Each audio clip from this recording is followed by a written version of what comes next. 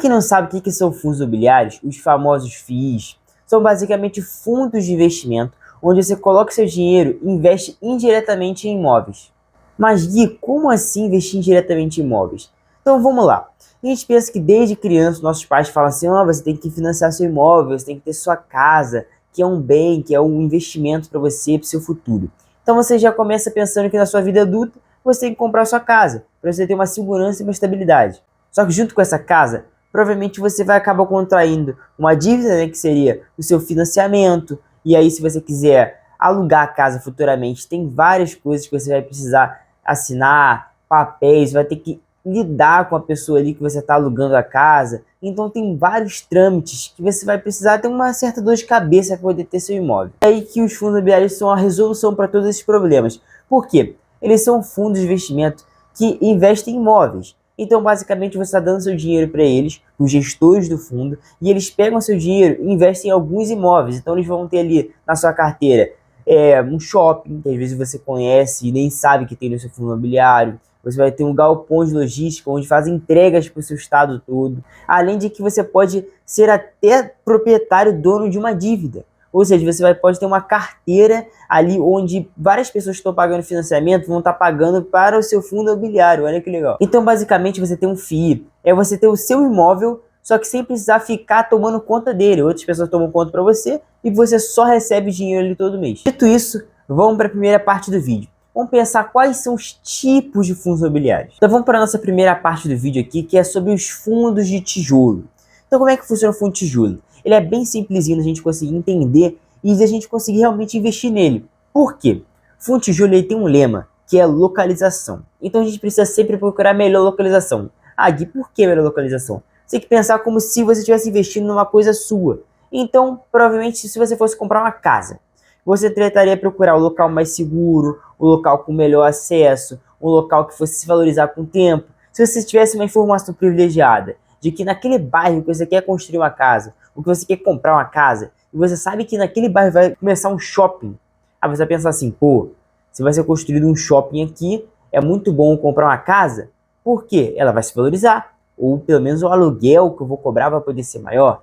Então você já tem esse pulo do gato. Então você também tem que ter isso em relação aos seus fundos imobiliários. Então é muito importante com o quê? Você vai olhar para o fundo, vai ver se ele tem um shopping perto da sua casa, por exemplo. Eu moro no Rio, então por aqui a gente tem o Nova América, o Norte Shopping, o Barra Shopping. Então eu posso escolher fundos que tem esse shopping que vai ser mais útil para mim, porque eu consigo chegar lá, consigo olhar, consigo ver como que está a saúde do shopping.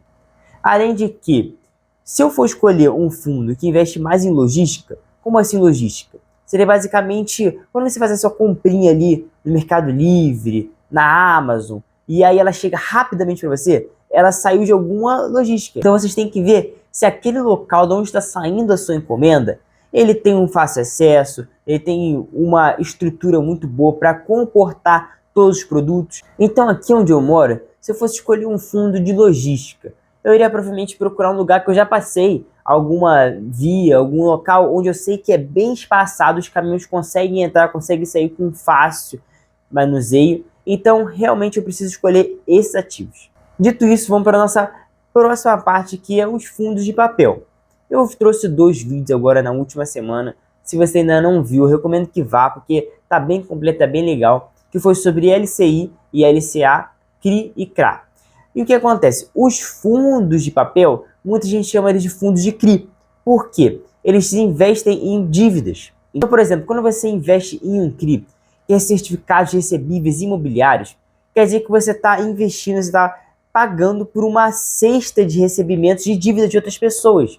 Então as pessoas financiam casa, compram casas, e aí você consegue pegar a parte que eles estão pagando, né, para ser securitizadora, que eu já expliquei no último vídeo também, você consegue pegar essa parte para você. Só que você investir nisso às vezes é muito complicado, para você poder, até a barreira de entrada, que é um pouco maior, o valor um pouco maior, é um investimento mais arriscado, você tem um risco de crédito ali de você perder o seu dinheiro. Então você tem um fundo de investimento que investe nisso é muito melhor, porque o gestor ele vai ter um conhecimento maior do que você, ele vai ter umas informações privilegiadas que vão ajudar ele a conseguir escolher um CRI melhor do que você conseguiria escolher. Por último, mas não menos importante, nós temos os fundos híbridos, que vão misturar os dois últimos que eu expliquei para vocês. Então vamos lá, vamos dar uma recapitulada. Nós temos os fundos de tijolo, que você consegue investir em shoppings, em galpões logísticos. Nós temos os fundos de papel, que você vai investir em dívidas, tá? E nós temos os fundos híbridos. Eles têm os dois outros ativos juntos em um só. E agora eu vou falar sobre as formas de retorno ali, de investimento que você pode ter investindo em fundos imobiliários. Seria basicamente a valorização do ativo ou o dividendo que você vai receber deles. Então vamos lá. A valorização do ativo, você consegue mais usar isso em relação aos fundos de tijolos. Então vamos falar primeiro sobre a valorização do ativo. Vamos supor que você tenha comprado uma casa. E aí você sabe que naquele local vai ser construído um shopping. Então você sabe que ele vai ser valorizado. E aí o que você faz? Compra o imóvel, espera o shopping ser construído e vende o imóvel mais caro. Isso é a valorização do ativo. Então você pode investir em fundo imobiliário já olhando os ativos que ele tem na carteira, os imóveis que ele tem, já sabendo que aquilo ali tem uma possível valorização no futuro. E nós também temos os dividendos, que é o que o pessoal mais procura na hora de investir em fundos imobiliários. Mas aí você tem que tomar muito cuidado. Por quê? O fundo ele é obrigado a distribuir os dividendos só semestralmente, tá? Então eles mandam todo mês ali um dinheirinho, mas eles não são obrigados a fazer isso. Eles fazem para poder dar uma diluída melhor ali no valor e não acontecer aquela chatice de, por exemplo, o cara comprar aquele fundo na hora de pagar o dividendo, depois que ele recebe o dividendo ele vende. Aí isso é uma chatice, né? Então, os fundos eles fazem o quê? Eles fazem a sacada de dividir o dividendo ali entre os 6 meses, mas eles são obrigados a pagar semestralmente. Antes de passar para o próximo tópico, eu tenho que falar com uma coisa muito interessante para vocês e é muito importante mesmo, que é o que vai diferenciar vocês de muita gente no mercado de fundos imobiliários. Quando a galera vai escolher um fundo, muita gente olha só para o dividendo. Nada contra, mas até para quem olha só no dividendo, você tem que dar uma olhada melhor, você tem que fazer conta. Você não pode só olhar ali e investir.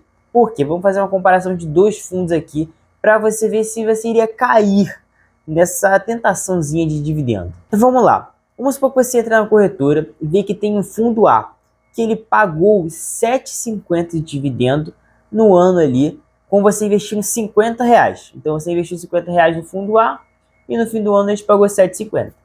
Só que você vai e investe no fundo B R$100 e ele te pagou R$10.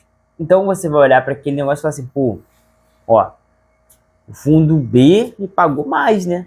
Com R$10. Só que em compensação o valor que você pagou era maior por aquele fundo. E aí que a gente consegue olhar para um dado muito importante, que é o dividend yield. O dividend yield ele é dado em porcentagem e porcentagem em relação ao ano. Ou seja, quando você for calcular o seu dividend yield, como é que você vai fazer? Primeiro você vai pegar o valor que você recebeu e vai ver o quanto que aquilo ali significa do seu valor de aporte. Então, no caso do A, se você investiu R$50 e ele voltou R$7,50 naquele ano todo, juntando todos os dividendos que você recebeu, você teve um dividend yield de 15% ao ano. E se você pegar do fundo imobiliário B, em que você investiu R$100 e recebeu R$10 naquele ano, quer dizer que você teve um dividend yield de 10%. Então, ou seja, o dividend yield do A é maior do que o B.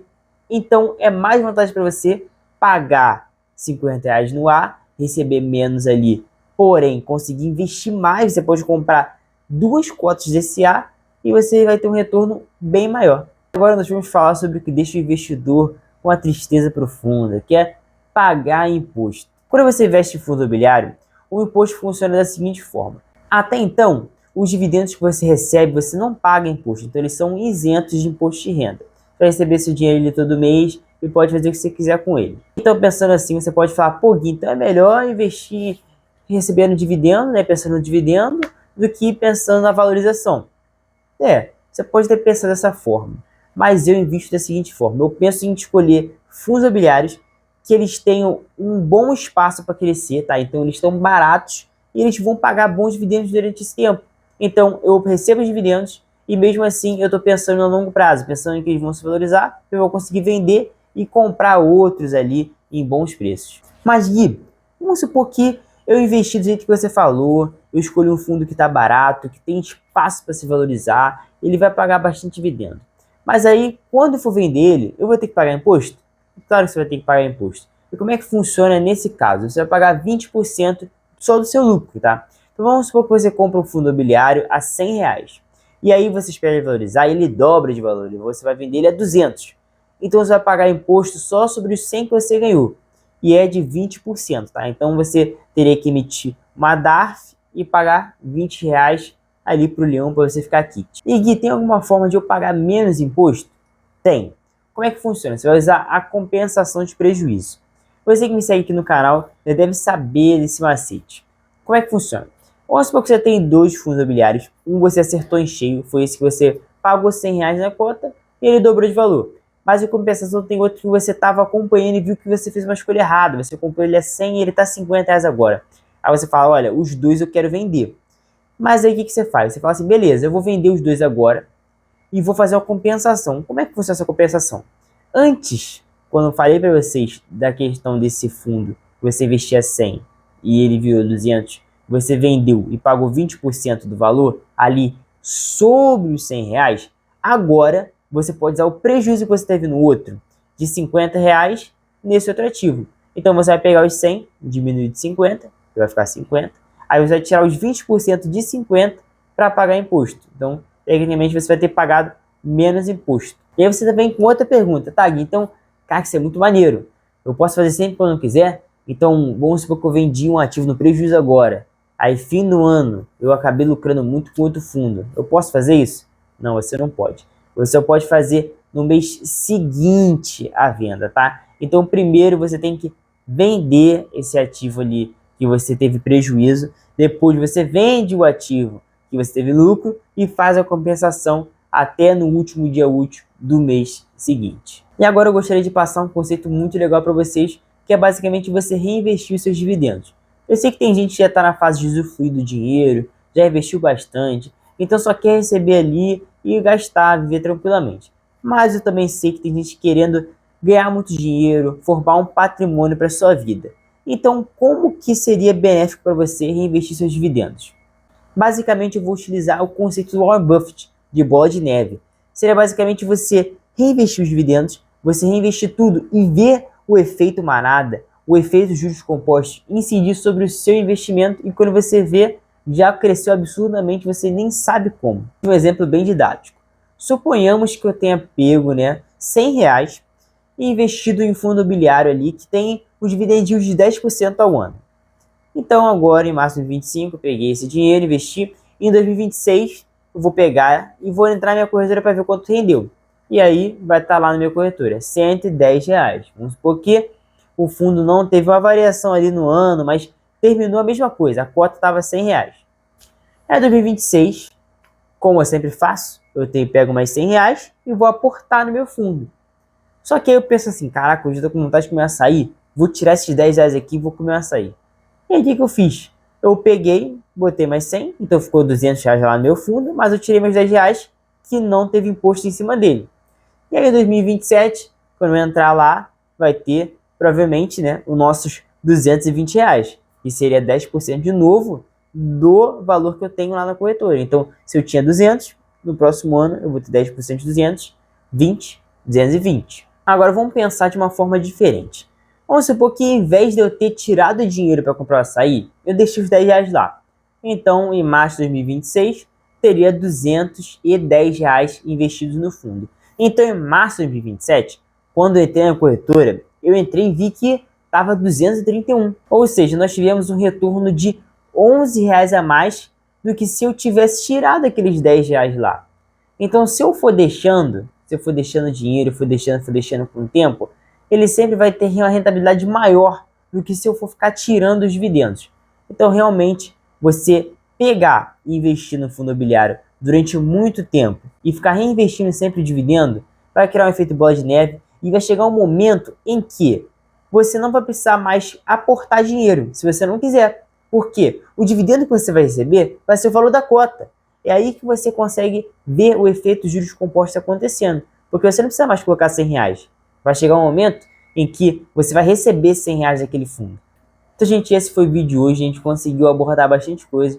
Conseguimos entender o que cada tipo de fundo imobiliário investe. A gente falou sobre dividendo. Nós falamos sobre imposto, tá? Então, realmente foi uma aula mais introdutória. Porque nas próximas semanas eu vou cair dentro do mundo dos fundos imobiliários. Então eu vou trazer muitos parâmetros, muitas métricas, muitas contas a mais aqui. Vai ficar um conteúdo um pouco mais pesado. Mas eu vou tentar trazer da forma mais simples, objetiva, que você consiga entender mais facilmente. Então, se você não é inscrito no canal, eu espero que você possa se inscrever, tá? Para ficar por dentro de todo o conteúdo legal que eu vou trazer nas próximas semanas. Eu estou fazendo aqui um compilado de vídeos só sobre educação financeira para você entender tudo que é necessário para a sua vida.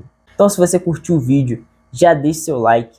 Pode deixar também um comentário construtivo aqui, uma ideia de vídeo, ou uma coisa que você não tenha gostado talvez desse vídeo que eu possa melhorar, que eu sempre estou tentando trazer o melhor conteúdo para vocês. Também não pode me deixar de seguir nas redes vizinhas, lá eu sempre estou postando notícias, coisas novas, falando sobre o mercado, sobre o mundo dos investimentos. Diante disso, muito obrigado pelo tempo de vocês, por toda a atenção e até o próximo vídeo.